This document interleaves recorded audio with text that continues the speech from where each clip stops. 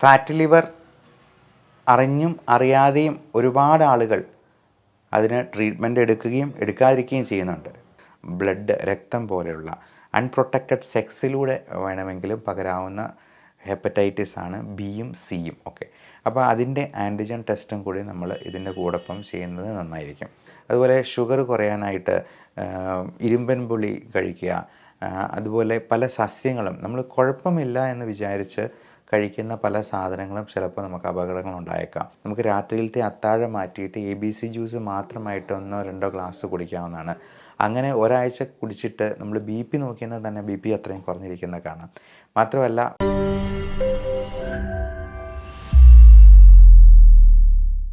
കരൾ രോഗം ഒരു നിശബ്ദ കൊലയാളിയാണ്.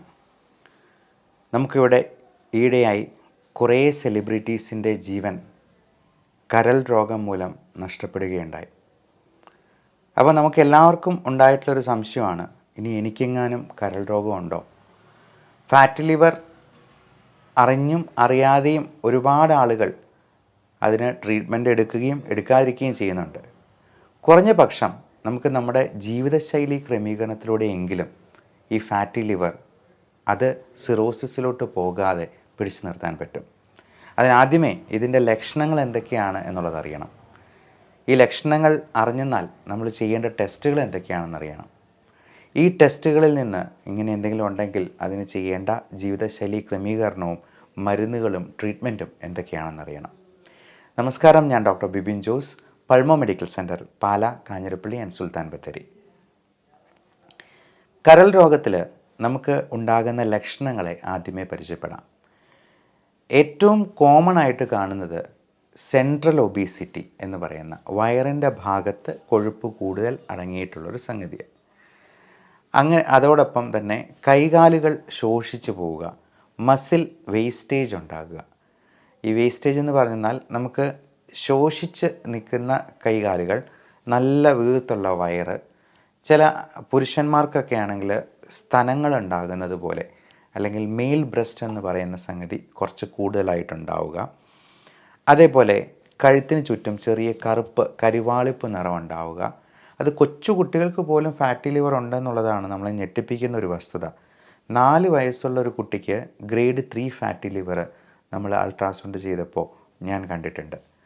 അപ്പോൾ വണ്ണം വെച്ച് വരുന്ന പ്രവണത അത് ഈ ഫാസ്റ്റ് ഫുഡ് സംസ്കാരം കൊണ്ടും നമ്മൾ ഒത്തിരി മധുരം, കാർബോഹൈഡ്രേറ്റൊക്കെ കഴിക്കുന്നത് കൊണ്ടും ചെറിയ രീതിയിലാണെങ്കിൽ പോലും മദ്യം കഴിക്കുന്നതും ഒക്കെ വളരെയധികം നമ്മുടെ കരളിനെ ദോഷം ചെയ്യുന്നുണ്ട്. നമ്മൾ വിചാരിക്കും നമുക്ക് വലിയ വണ്ണമൊന്നുമില്ല, നമ്മൾ വലുതായിട്ടൊന്നും മദ്യം കഴിക്കുന്നില്ല എന്ന്. പക്ഷേ മദ്യം ഈ ഫാറ്റി ലിവർ ഉള്ളവർ ഒരല്പം കഴിച്ചെന്നാൽ പോലും നമ്മൾ 4-5 പാരസ്റ്റമോൾ ഗുളിക എടുത്ത് വിഴുങ്ങുന്നത് പോലെ വേണം അതിനെ കണക്കാക്കാൻ എന്നുള്ളതാണ് സത്യം. അതുകൊണ്ട് മദ്യം അത് റമ്മായാലും ബിയർ ആണെങ്കിലും വോഡ്ക ആണെങ്കിലും ഒക്കെ പാവം ലിവറിന് അറിയില്ല മദ്യം ഏത് ബ്രാൻഡാണെന്നുള്ളത്. എത്ര അളവിൽ ആൽക്കഹോൾ ഉള്ളിൽ ചെല്ലുന്നു എന്നുള്ളതനുസരിച്ച് അതിൻ്റെ ദോഷവശങ്ങൾ അല്പസ്വല്പമൊക്കെ മാറിയിരിക്കുമെങ്കിലും നമ്മുടെ കിക്ക് കിട്ടാൻ വേണ്ടി കഴിക്കുന്നതായതുകൊണ്ട് ഇതിൽ ഉള്ളിൽ ചെല്ലുന്ന ആൽക്കഹോളിൻ്റെ അളവ് ഏകദേശമൊക്കെ തുല്യമായിരിക്കും എന്നുള്ളതാണ്. അതുപോലെ ബിഞ്ച് ഡ്രിങ്കിങ്, നിൽപ്പനടി എന്ന് പറയുന്ന ഒരു സംഗതിയുണ്ട്. ഒറ്റ നിപ്പി തന്നെ ചിലപ്പോൾ 2-3 ലാർജ് വിഴുങ്ങിയിട്ട് പോകുന്നവരുണ്ട്. അപ്പോൾ അങ്ങനെയുള്ളവർക്ക് ലിവറിനെ ഭയങ്കരമായിട്ട് അത് ബാധിക്കും എന്നുള്ളത് പ്രത്യേകം ഓർക്കുക. മദ്യം തൊടാതിരിക്കുകയാണ് ഏറ്റവും നല്ലത്. അതേപോലെ തന്നെ ഒത്തിരി മധുരം അടങ്ങിയിട്ടുള്ള പഴങ്ങളും ഈ പറഞ്ഞ പോലെ പ്രശ്നം ഉണ്ടാക്കാം. നമ്മൾ വിചാരിക്കും പഴങ്ങളെല്ലാം നല്ലതാണല്ലോ, ഒത്തിരി നല്ലതാണ് എന്ന് പറഞ്ഞ് ഒരുപാട് കഴിക്കാനായിട്ടുള്ള സാധ്യതയുണ്ട്. എന്നാൽ ഒരുപാട് മധുരം അടങ്ങിയിട്ടുള്ള, പ്രത്യേകിച്ചും മാങ്ങാപ്പഴം പോലുള്ള, ചിക്കു പോലെയുള്ള നല്ല ഫ്രക്ടോസ് കണ്ടൻ്റുള്ള പഴങ്ങൾ ഒഴിവാക്കുകയാണ് നല്ലത്. എന്നാൽ അത്ര മധുരമില്ലാത്ത ഏറ്റവും നല്ലത് പേരയ്ക്ക പോലുള്ള ഫ്രൂട്ട്സാണ്. പേരയ്ക്കയിൽ നല്ല വൈറ്റമിൻ സി കണ്ടൻ്റ് ഉണ്ട് എന്നുള്ളത് കൊണ്ട് അത് നല്ലതാണ്. ഇനി ലക്ഷണങ്ങളിലേക്ക് നമുക്ക് ബാക്കി ലക്ഷണങ്ങളും കൂടി ഒന്ന് അവലോകനം ചെയ്യാം. അടുത്തത് വരുന്നത് ഈ കരിവാളിപ്പ് നിറം നമ്മുടെ കാലുകളിൽ ഉണ്ടാകാം, അതുപോലെ മുഖത്തുണ്ടാകാം, നമ്മുടെ ദേഹത്ത് വയറുകളിൽ സ്പൈഡർ നേവി എന്ന് പറഞ്ഞ, അതായത് ഞരമ്പുകളൊക്കെ തടിച്ച് നിൽക്കുന്നതായിട്ട് കാണാം. ഇനി വയറ്റിൽ നിന്ന് പോകുമ്പോൾ ചിലപ്പോൾ കോൺസ്റ്റിപ്പേഷനും ഗ്യാസ്ട്രൈറ്റിസും പ്രശ്നങ്ങളുമൊക്കെ ഈ കൂട്ടർക്ക് ഉണ്ടാകാൻ സാധ്യത കൂടുതലാണ്. ഫാറ്റി ലിവറിൻ്റെ ഭാഗമായിട്ട് ഈ എപ്പോഴും ഓക്കാനം വരിക, ഛർദ്ദിക്കാൻ തോന്നുക, ഛർദി ഉണ്ടാവുക, പിന്നെ വിളർച്ച ഉണ്ടാവുക, അമിതമായ ക്ഷീണമുണ്ടാവുക, ഒരുപാട് ദാഹം ഉണ്ടാകും, പക്ഷേ വെള്ളം കുടിച്ചെന്നാൽ പോലും ഛർദ്ദിക്കുന്ന ഒരവസ്ഥ ഉണ്ടാവുക. അപ്പോൾ ഇതൊക്കെ ബിലിറൂബിൻ കണ്ടൻറ്റ് കൂടുതലാകുമ്പോഴത്തേക്കും കാണുന്ന ലക്ഷണങ്ങളാണ്. അപ്പോൾ ഇങ്ങനെയുള്ള എന്തെങ്കിലും ലക്ഷണങ്ങളുണ്ടെങ്കിൽ നമ്മളൊരു ബ്ലഡ് ടെസ്റ്റ് ചെയ്യുക, ലിവർ ഫങ്ഷൻ ടെസ്റ്റ് ചെയ്യുക. അതിൽ തന്നെ ലിവർ എൻസൈംസ് ആയിട്ടുള്ള SGOT, SGPT. ഇപ്പോൾ ഫാറ്റി ലിവറിലൊക്കെ SGPT മാത്രമായിട്ട് 3 ടൈംസ് എലവേറ്റഡ് ആയിട്ട് കാണാറുണ്ട്. അതായത് ഒരു 100-ന് മുകളിലൊക്കെ SGPT കൂടുതലുണ്ടെങ്കിൽ ഫാറ്റി ലിവർ നമ്മൾ ന്യായമായും സംശയിക്കണം. അതോടൊപ്പം വൈറൽ ഹെപ്പറ്റൈറ്റിസ് എന്ന് പറയുന്നത് വളരെ കോമൺ ആയിട്ട് നമ്മുടെ നാട്ടിൽ കാണുന്നുണ്ട്. പ്രത്യേകിച്ചും ജലത്തിലൂടെ പകരുന്ന ഹെപ്പറ്റൈറ്റിസ് A. അതേസമയം ഹെപ്പറ്റൈറ്റിസ് ബിയും സിയും ഒക്കെ ബോഡി സെക്രീഷൻസിലൂടെ പകരുന്നതാണ്. അതായത് ബ്ലഡ്, രക്തം പോലെയുള്ള അൺപ്രൊട്ടക്റ്റഡ് സെക്സിലൂടെ വേണമെങ്കിലും പകരാവുന്ന ഹെപ്പറ്റൈറ്റിസ് ആണ് ബിയും സിയും ഒക്കെ. അപ്പോൾ അതിൻ്റെ ആൻറ്റിജൻ ടെസ്റ്റും കൂടി നമ്മൾ ഇതിൻ്റെ കൂടൊപ്പം ചെയ്യുന്നത് നന്നായിരിക്കും. അതോടൊപ്പം അത്യാവശ്യമായിട്ട് ചെയ്യേണ്ട ഒന്നാണ് അൾട്രാസൗണ്ട് അബ്ഡമൻ. ഈ USG സ്കാനിൽ ഫാറ്റി ലിവറിൻ്റെ ഗ്രേഡിങ് നമുക്ക് ഏകദേശം മനസ്സിലാക്കാൻ പറ്റും. അപ്പോൾ ഗ്രേഡ് 1, 2, 3 അതിൻ്റെ അടുത്ത സ്റ്റേജാണ് ലിവർ സിറോസിസ് എന്ന് പറയുന്നത്. ഈ സിറോസിസും പിന്നീട് കൂടുതലായിട്ട് പ്രോഗ്രസ് ചെയ്ത് കഴിയുമ്പോഴത്തേക്കും അത് ഒരു ക്യാൻസർ രൂപത്തിലേക്ക് മാറുകയാണ്. HCC എന്ന് പറയുന്ന ഹെപ്പാറ്റോ സെല്ലുലാർ കാർസിനോമ എന്ന അവസ്ഥയിലേക്ക്. ഈ ഫാറ്റി ലിവറിൽ സംഭവിക്കുന്നത് നമ്മുടെ ലിവറിൻ്റെ കോശങ്ങളെല്ലാം ഉണങ്ങി അത് ചുരുങ്ങിപ്പോവുകയാണ്. ഇപ്പോൾ ഒരു തേങ്ങ ഉണങ്ങിപ്പോകുന്നത് പോലെ, നല്ല ഹെൽത്തി ആയിട്ടുള്ള തേങ്ങ ഉണങ്ങിപ്പോകുമ്പോൾ എന്താ സംഭവിക്കുക? അത് ചുരുങ്ങി അങ്ങ് പോകും. ഇതേപോലെ അതിൻ്റെ ജലാംശമൊക്കെ നഷ്ടപ്പെട്ട് ഒരു ഫൈബ്രസ് സ്കാറിങ് എന്നുള്ളൊരു സ്റ്റേജിലോട്ട് പോകുന്നതിനെയാണ് ലിവർ സിറോസിസ് കൊണ്ട് ഉദ്ദേശിക്കുന്നത്. ഇതുപോലെ തന്നെ ശ്വാസകോശത്തിനും ലങ് ഫൈബ്രോസിസ് ഉണ്ടാകാറുണ്ട്. അത് പലതരത്തിലുള്ള ഇൻഫെക്റ്റീവ് ഇൻസൾട്ട്സ്, കോവിഡ് പോലുള്ള ഇൻഫെക്ഷൻസ്, TBയോ ന്യൂമോണിയോ ഒക്കെ ഉണ്ടാകുന്നതുകൊണ്ട് ശ്വാസകോശവും ചുരുങ്ങിപ്പോകാറുണ്ട്. ഈ ലിവർ സിറോസിസ് അല്ലെങ്കിൽ ലിവർ ഡിസീസ് ഉള്ളവർക്ക് പ്രതിരോധ ശക്തി വളരെ കുറവായതുകൊണ്ട് വളരെ പെട്ടെന്ന് തന്നെ ഇൻഫെക്ഷൻസ് കയറി പിടിക്കാനുള്ള സാധ്യതയുണ്ട്. അതിലേറ്റവും പ്രധാനം റെസ്പിറേറ്ററി ഇൻഫെക്ഷൻസ് തന്നെയാണ്. പലപ്പോഴും ഇങ്ങനെയുള്ള ഇൻഫെക്ഷൻസ് വന്ന് ഹോസ്പിറ്റലിൽ അഡ്മിറ്റ് ആകുമ്പോഴാണ് ലിവർ ഫെയിലിയറിലോട്ട് പോകുന്നു എന്നുള്ളൊരു ഐഡിയ അല്ലെങ്കിൽ അങ്ങനെ ഒരു പിക്ചർ രോഗിക്ക് പോലും കിട്ടുക. അത് ബ്ലഡ് ടെസ്റ്റ് അല്ലാതെ നമ്മൾ ആരും ചെയ്യുന്നില്ല. അതുകൊണ്ട് തന്നെയാണ് ഇതൊരു നിശബ്ദനായ കൊലയാളിയാണ് എന്ന് പറയുന്നത്. അവന് ഒരു പ്രശ്നം ഉണ്ടാക്കാതെ ചിലപ്പോൾ നിന്നേക്കും. അപ്പം നടക്കുമ്പോഴൊക്കെയുള്ള ചെറിയ കിതപ്പും ശ്വാസം മുട്ടലും ഒന്നും അവർ ശ്രദ്ധിച്ചില്ല എന്ന് വരും. ഈ ലിവർ സിറോസിസ് ഉള്ള സ്റ്റേജിൽ നമ്മുടെ മെറ്റബോളിക് ഇംബാലൻസ് മൂലം സോഡിയം, പൊട്ടാസ്യം ഇതിൻ്റെ അളവുകളൊക്കെ ഒരുപാട് ഇങ്ങനെ ഡീറേഞ്ച്ഡായി പോകും. അപ്പം അങ്ങനെ സോഡിയം, പൊട്ടാസ്യം ഒക്കെ മാറിപ്പോകുന്നതുകൊണ്ട് ഒത്തിരി ക്ഷീണവും തളർച്ചയൊക്കെ ഉണ്ടാകും. അപ്പം ചിലപ്പം ആൾക്കാരത് ശ്രദ്ധിക്കാതെ മുമ്പോട്ട് പോയേക്കാം. അതുകൊണ്ട് വർഷത്തിലൊരിക്കലെങ്കിലും സോഡിയം, പൊട്ടാസ്യം, കാൽഷ്യം, മഗ്നീഷ്യം ഇങ്ങനെയുള്ള ലവണ പദാർത്ഥങ്ങളുടെ അളവുകൾ ഒന്ന് ഇവാലുവേറ്റ് ചെയ്യുന്നത് തീർച്ചയായിട്ടും നന്നായിരിക്കും. അതേപോലെ ഇൻഫെക്ഷൻസ് ഉണ്ടാകാതിരിക്കാനുള്ള എല്ലാ മുൻകരുതലുകളും നമ്മൾ സ്വീകരിക്കുക. നേരത്തെ പറഞ്ഞ ഹെപ്പറ്റൈറ്റിസ് ബിയുടെ വാക്സിനേഷൻ ആരോഗ്യപ്രവർത്തകർക്ക് എല്ലാവർക്കും കൊടുക്കുന്നതാണ്. അതേപോലെ തന്നെ ഇൻഫ്ലുവൻസ വാക്സിനേഷൻ എടുക്കുന്നത് നമുക്ക് വിട്ടുവിട്ടിങ്ങനെ വൈറൽ പനികൾ ഉണ്ടാകാനായിട്ട് ഏറ്റവും പ്രധാനപ്പെട്ട കാരണക്കാരനാണ് H1N1 ഉണ്ടാക്കുന്ന സ്വൈൻ ഫ്ലൂ അല്ലെങ്കിൽ H3N2 എന്ന് പറയുന്നത്. ഇതെല്ലാം ഇൻഫ്ലുവൻസ വൈറസിൻ്റെ പല വകഭേദങ്ങളാണ്. അപ്പോൾ ഈ ഇൻഫ്ലുവൻസ വാക്സിനേഷൻ എടുത്തുന്നത് തന്നെ നമുക്കൊരു 60-70% ഈ വൈറൽ പനികൾ നമുക്ക് ഒഴിവാക്കാനോ പ്രിവെൻറ്റ് ചെയ്യാൻ പറ്റുമെന്നുള്ളതാണ്. അതുകൊണ്ട് തന്നെ പ്രായമായവർക്കും കൊച്ചുകുട്ടികൾക്കുമൊക്കെ ഇപ്പോൾ നിർബന്ധമായിട്ടും അത് എടുക്കാനായിട്ടാണ് ഗവൺമെൻറ് തന്നെ നിർദ്ദേശിച്ചിട്ടുള്ളത്. അതേപോലെ തന്നെ ഗർഭിണികൾക്കും അവരുടെ സെക്കൻഡ് ട്രൈമസ്റ്ററിന് മുമ്പായിട്ട് നമ്മൾ ഈ ഇൻഫ്ലുവൻസ വാക്സിനേഷൻ കൊടുക്കാനായിട്ട് പ്രത്യേകം നിർദ്ദേശിക്കാറുണ്ട്. കാര്യം ഇത്തരത്തിലുള്ള ആൾക്കാർക്കാണ് H1N1 പോലുള്ള സ്വൈൻ ഫ്ലൂവും ഇൻഫ്ലുവൻസ ഇൻഫെക്ഷൻസും ഒക്കെ കൂടുതൽ മാരകമായി തീരുന്നത്.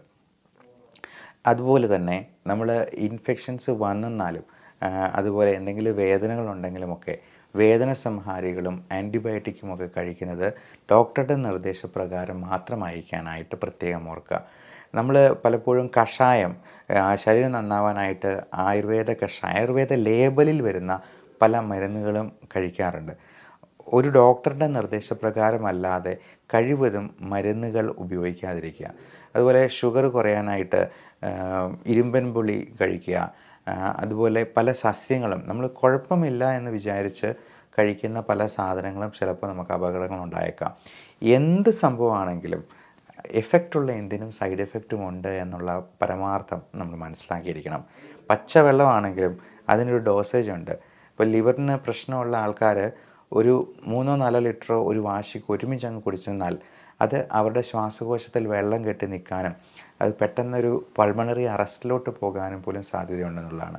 അതുകൊണ്ട് പച്ചവെള്ളമാണെങ്കിലും അതിനൊരു ഡോസേജ് ഉണ്ട്, അതിനൊരു കണക്കുണ്ട്. അതിൽ കൂടുതലായെന്നാൽ അതും ചിലപ്പോൾ നമുക്ക് സൈഡ് എഫക്റ്റ് ഉണ്ടാക്കുമെന്നുള്ളതാണ്. അതേപോലെ പ്രകൃതിയിൽ നിന്ന് കിട്ടുന്നതിന് ഒന്നിനും സൈഡ് എഫക്റ്റ് ഇല്ല എന്നുള്ളതാണ് നമ്മുടെയൊക്കെ ഒരു തെറ്റിദ്ധാരണ. മദ്യവും പ്രകൃതിയിൽ നിന്നുള്ള പഴങ്ങളും ഒക്കെ വാറ്റിയെടുക്കുന്നതാണ് സ്കോച്ച് വിസ്കി എന്ന് പറയുന്ന സംഗതി. അതുപോലെ കഞ്ചാവ് പ്രകൃതിയിൽ നിന്ന് നേരിട്ട് കിട്ടുന്നതാണ്. അതേപോലെ പുകയില, ഒതളങ്ങ എന്ന് പറയുന്ന ഒരു വിഷക്കായുണ്ട്. അപ്പോൾ ഇതിനൊക്കെ സൈഡ് എഫക്റ്റ് ഉണ്ടെന്നുള്ളത് നമുക്ക് വ്യക്തമായിട്ട് അറിയാവുന്നതാണ്.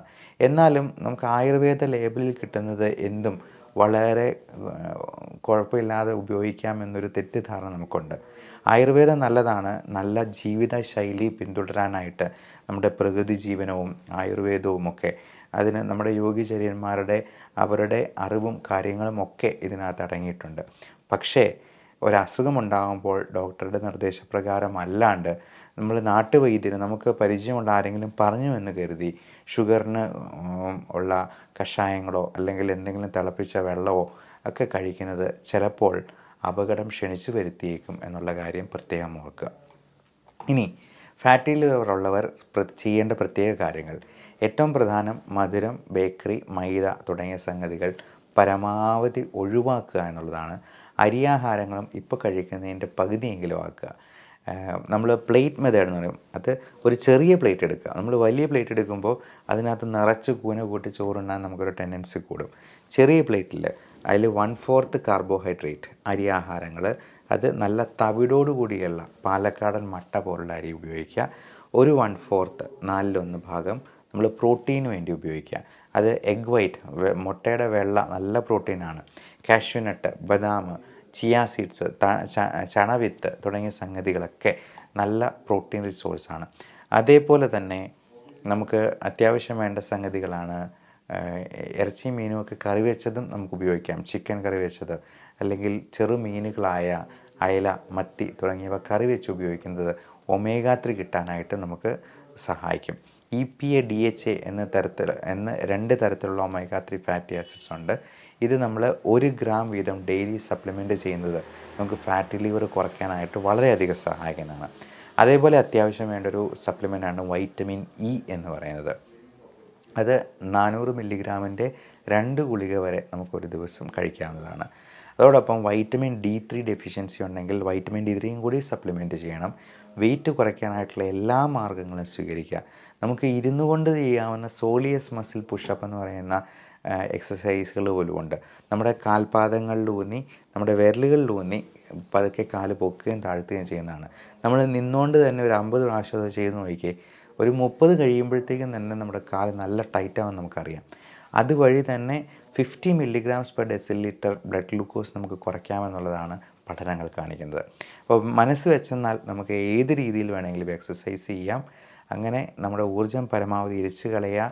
നല്ല രീതിയിൽ ബോഡി മാസ് ഇൻഡെക്സ് നമ്മൾ നോർമലായിട്ട് കീപ്പ് ചെയ്യാനായിട്ട് ശ്രദ്ധിക്കുക. അതോടൊപ്പം ധാരാളം പച്ചക്കറികളും അധികം മധുരമില്ലാത്ത പഴങ്ങളും നമ്മൾ ഉപയോഗിക്കാനായിട്ട് ശ്രദ്ധിക്കുക.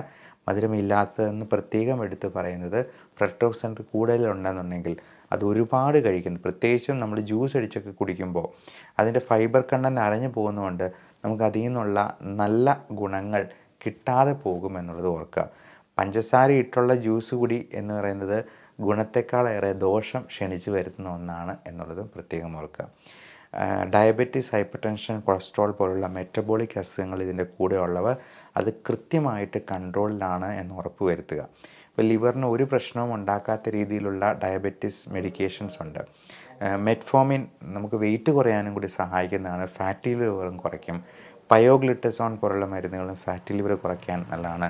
സെറോഗ്ലിറ്റസോർ പോലുള്ള മരുന്നുകൾ ഡയബറ്റീസിന് കൊടുക്കുന്നതാണെങ്കിലും പലപ്പോഴും ലിവറിന് വേണ്ടിയും ഇത് കൊടുക്കാറുണ്ട്. അതുപോലെ ഗ്ലൂട്ടാത്തയോൺ എന്ന് പറയുന്നത് നമുക്ക് മുഖം വെളുക്കാനും കൂടി സഹായിക്കുന്ന ഒന്നാണ്. ഗ്ലൂട്ടാത്തയോണിൻ്റെയൊക്കെ പൗഡറായിട്ട് സാഷേ ഫോമിൽ നമുക്കത് കിട്ടും. ഈ സാഷേ നമുക്ക് വെള്ളത്തിൽ അരിയിച്ച്, അത് പല ഫ്ലേവറുകളുണ്ട്, സ്ട്രോബെറി ഫ്ലേവറിലൊക്കെ ഉള്ള. ഞാൻ കൊളാജനും ഗ്ലൂട്ടാത്തയോൺ സാഷേ എല്ലാ ദിവസവും ഒരു ഗ്ലാസ് കുടിക്കാനായിട്ട് ശ്രദ്ധിക്കാറുണ്ട്. അത് നമുക്ക് മുഖത്തിനും നല്ല കാന്തിയും നിറവും തരുമെന്ന് മാത്രമല്ല, വെയിറ്റ് കുറയ്ക്കാനായിട്ട്, ഫാറ്റി ലിവർ കുറയ്ക്കാനായിട്ട് ഹെൽപ്ഫുള്ളാണ് എന്നുള്ളതാണ് അതിൽ ഏറ്റവും ശ്രദ്ധിക്കാനുള്ളത്. അതുപോലെ vitamin C, B complex, zinc, copper, magnesium, selenium തുടങ്ങിയ മിനറൽസും നമ്മൾ ഇതിനോടൊപ്പം തന്നെ സപ്ലിമെൻറ്റ് ചെയ്യണം. ലൈക്കോപ്പീൻ അടങ്ങിയിട്ടുള്ള ബ്രൈറ്റ് റെഡ് കളേർഡ് ഫ്രൂട്ട്സ്, അത് ടൊമാറ്റോ, ആപ്പിൾ, പോംഗ്രനേറ്റ് തുടങ്ങിയ നല്ല കളറുള്ള ക്യാരറ്റ്, ഇതും ABC ജ്യൂസ് എന്ന് പറയുന്നുണ്ട്. ആപ്പിൾ, ബീട്രൂട്ട്, ക്യാരറ്റ് നമുക്ക് രാത്രിയിലത്തെ അത്താഴം മാറ്റിയിട്ട് ABC ജ്യൂസ് മാത്രമായിട്ട് 1-2 ഗ്ലാസ് കുടിക്കാവുന്നതാണ്. അങ്ങനെ ഒരാഴ്ച കുടിച്ചിട്ട് നമ്മൾ BP നോക്കിയാൽ തന്നെ BP അത്രയും കുറഞ്ഞിരിക്കുന്നത് കാണാം. മാത്രമല്ല ഫാറ്റി ലിവറൊക്കെ കുറയ്ക്കാൻ ഏറ്റവും അത്യുത്തമമായിട്ടുള്ള ഒന്നാണ് ABC ജ്യൂസ്. ഞാൻ അതും ഡെയിലി 1 ഗ്ലാസ് എങ്കിലും കുടിക്കാനായിട്ട് ശ്രദ്ധിക്കാറുണ്ട്. അതുപോലെ ആൻറ്റി ഇൻഫ്ലമേറ്ററി പ്രോപ്പർട്ടീസ് ഒരുപാടുള്ള ഒരു സംഗതിയാണ് കുർക്കുമിൻ, മഞ്ഞൾ. അത് കുർക്കുമിൻ കോഫി ആയിട്ട് ഇപ്പോൾ കിട്ടും, കുർഫി എന്ന ചുരുക്കപ്പേരിൽ. അതും ഡെയിലി 2 കപ്പ്, നമ്മൾ സാധാരണ കാപ്പി കുടിക്കുന്നതിനേക്കാൾ നല്ലതാണ് കുർഫി ആയിട്ട് കുടിക്കുന്നത്. അത് തേങ്ങാപ്പാലിൻ്റെ എസൻസോട് കൂടിയാണ്. നമ്മൾ പാല് ഒരു നല്ല ആഹാരമല്ല, പക്ഷേ പകരം നമുക്ക് തേങ്ങാപ്പാൽ കറികളിലാണെങ്കിലും കാപ്പിയിലാണെങ്കിലും വേണമെങ്കിൽ നമുക്ക് ഉപയോഗിക്കാവുന്നതാണ്. ഈ കോക്കനട്ട് എന്ന് പറയുന്നത് നമുക്ക് അതിലധികം കാർബോഹൈഡ്രേറ്റ്സ് ഇല്ല, അതിൽ നിന്നുള്ള കാലറി എന്ന് പറയുന്നത് ഗ്ലൂക്കോസായിട്ട് ഡയറക്റ്റ് കയറില്ല എന്നുള്ളതുകൊണ്ട് കോക്കനട്ടും നല്ലൊരു സംഗതിയാണ്. ഇനി വെർജിൻ കോക്കനട്ട് ഓയിൽ നമുക്ക് നല്ല ആൻറ്റി ഓക്സിഡൻസ് തരുന്നൊരു സപ്ലിമെൻ്റാണ്. അതുപോലെ നമ്മുടെ മുൻപിൽ വെച്ച് തന്നെ ഉണ്ടാക്കുന്ന വെളിച്ചെണ്ണ ഉപയോഗിക്കുന്നതാണ് ഏറ്റവും നല്ലത്. നമ്മൾ വിപണിയിൽ നിന്ന് വാങ്ങുന്ന സൺഫ്ലവർ ഓയിലൊന്നും അതിനകത്ത് സൺഫ്ലവറുമായിട്ട് യാതൊരു പുലബന്ധം പോലും ഇല്ല എന്നുള്ളതായിരിക്കും ചിലപ്പോൾ സത്യം. അപ്പോൾ ഇതിൻ്റെ കാര്യങ്ങൾ, ഇത് ഉണ്ടാക്കുന്ന കാര്യങ്ങൾ കൂടി നമുക്ക് ശ്രദ്ധിക്കാൻ പറ്റിയെന്നാൽ ആ എണ്ണയാണ് നമുക്ക് ഏറ്റവും നല്ലത്. അതുപോലെ ഒലിവ് ഓയിലാണെങ്കിലും ഹെൽത്തി ആയിട്ടുള്ളൊരു ഓയിലാണ്. ഇതിൻ്റെയൊക്കെ പ്യൂരിറ്റി നമ്മൾ ഉറപ്പ് വരുത്തേണ്ടതുണ്ട്. അപ്പോൾ എല്ലാവരും അവരവരുടെ ലിവറിൻ്റെ ആരോഗ്യത്തെപ്പറ്റി കൂടി ബോധവാന്മാരാകുക. ഈ fatty liver, diabetes, hyper tension, cholesterol അതിൻ്റെ കൂടെ വരുന്ന ഒരു പാക്കേജ് പോലെയാണ് ഹാർട്ട് അറ്റാക്ക്, സ്ട്രോക്ക്, മറ്റ് കാർഡിയോ പൾമണറി അറസ്റ്റ് ഒക്കെ വരുന്നത്. അപ്പോൾ എന്തെങ്കിലും ഒരു ഇൻഫെക്ഷൻസ് വരുമ്പോൾ മാത്രമായിരിക്കും നമ്മൾ ഞെട്ടലോടെ തിരിച്ചറിയുക നമ്മുടെ ആന്തരിക അവയവങ്ങൾ പലതും വർക്കിംഗ് കണ്ടീഷനിലായിരുന്നില്ല എന്നുള്ളത്. അങ്ങനെ ഒരു സ്ഥിതി വരാതിരിക്കട്ടെ. എല്ലാവർക്കും നല്ല ആയുസ്സും ആരോഗ്യവും ഉണ്ടാകട്ടെ എന്ന് പ്രാർത്ഥിച്ചുകൊണ്ട് love and regards, doctor Bipin Jose, pulmo medical centre, Pala, Kanjirappally and Sulthan Bathery.